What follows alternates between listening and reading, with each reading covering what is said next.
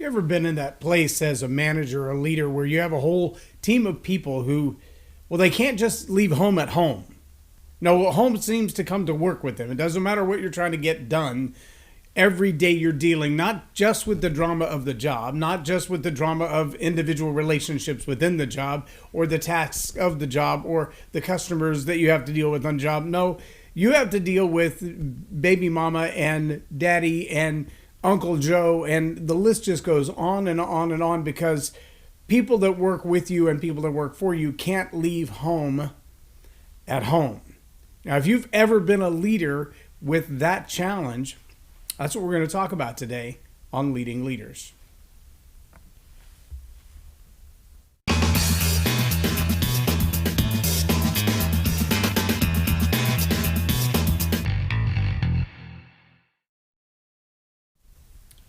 I'm J Loren Norris with Leading Leaders podcast. And I've been in that role as a manager, running restaurants and various things of that nature, where the people that worked on my team were average age in their early 20s, maybe late teens.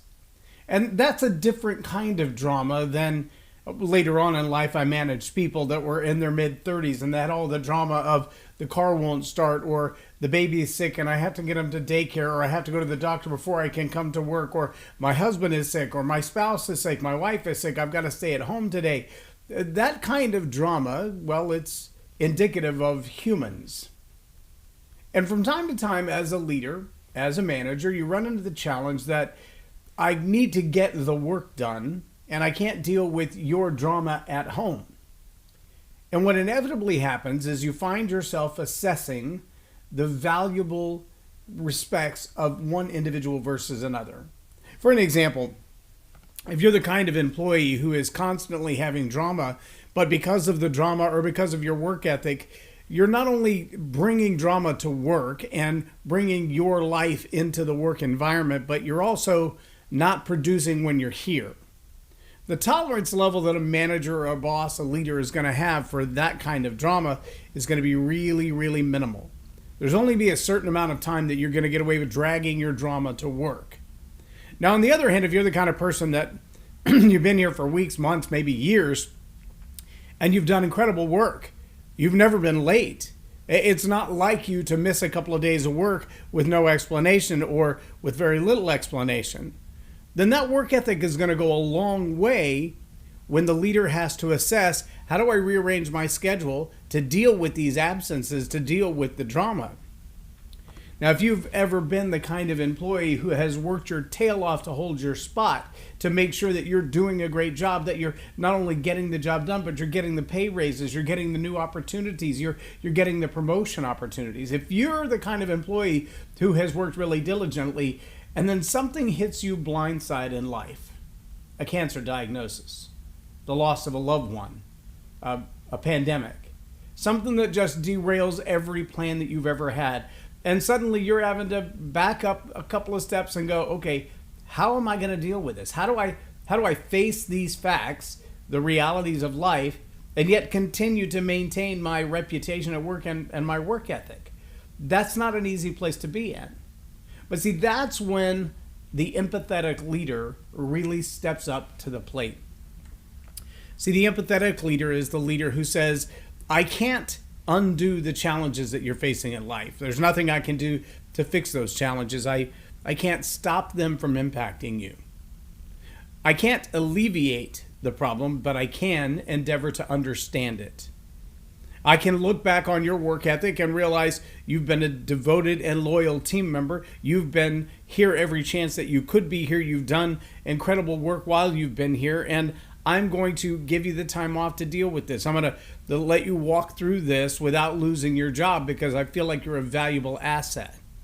Now, the empathetic leader is also someone who says, I can't feel what you feel, but I understand how you feel, or I'm at least going to do everything I can. I'm going to endeavor to understand the emotions that you're going through right now. That doesn't mean I'll let them change my workplace.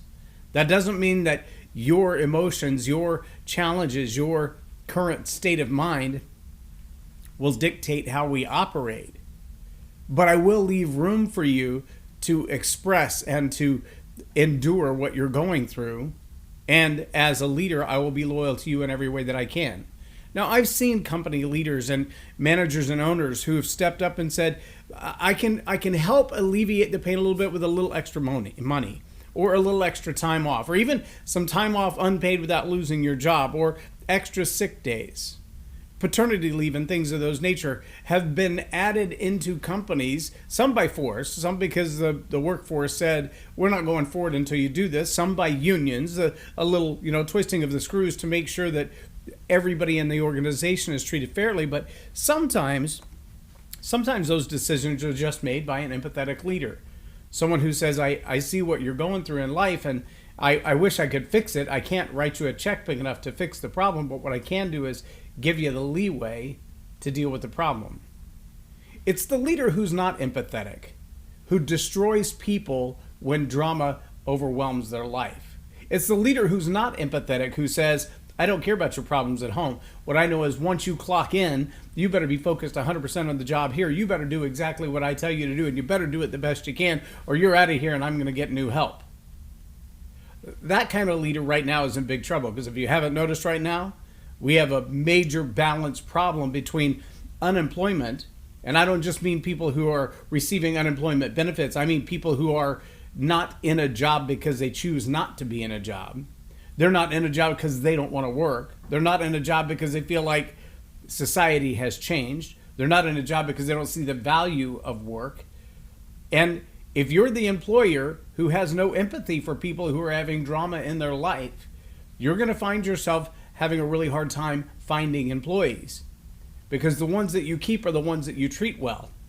And the ones that you treat well, they ought to be the ones that have been loyal to you, the ones who have stayed, the ones who have showed up, the ones who came to work on time and did the job they were asked to do, maybe even above and beyond.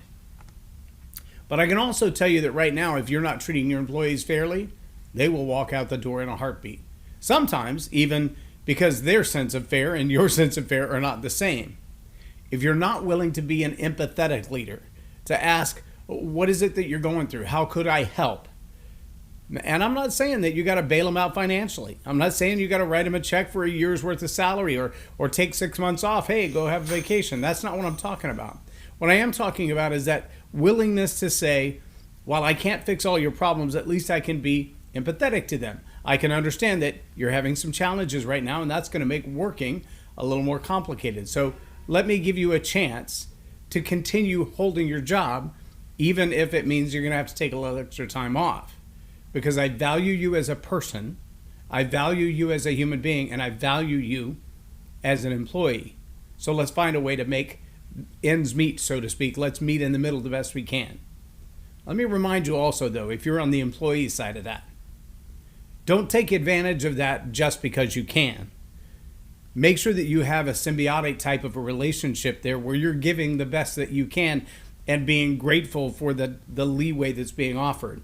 And if you're the kind of employee who creates drama because, your life doesn't thrive without drama, if the problem isn't a real problem, you're just exacerbating one that is there, chances are you're going to have a hard time maintaining your job to begin with. Holding on to the position that you have might be a pipe dream.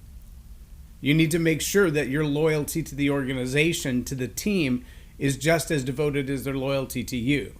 Taking advantage of a leader who is empathetic, it will be found out soon. And it won't just be a reputation in the organization you're in now. That kind of reputation will follow you wherever you go. If you're a leader, be empathetic. If you're a team member, don't be pathetic. Those are directly related, but entirely different. I'm J Loren Norris with Leading Leaders Podcast for Tell It Like It Is TV. Have a blessed day.